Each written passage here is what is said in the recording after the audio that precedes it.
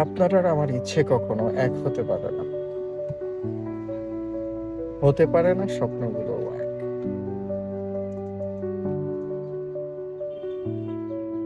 কেন জানেন কি?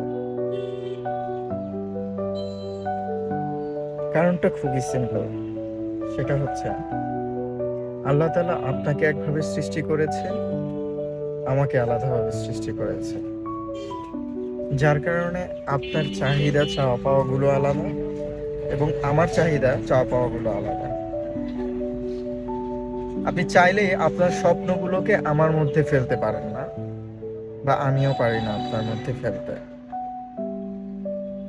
কারণ আল্লাহ তাআলা প্রত্যেককে তার নির্দিষ্ট গতি মতে আলাদা আলাদা করে সৃষ্টি করেছে। এটা আপনাকে মাথায় রাখতে হবে। অনেক কথা বলে ফেললাম, ভালো থাকবেন।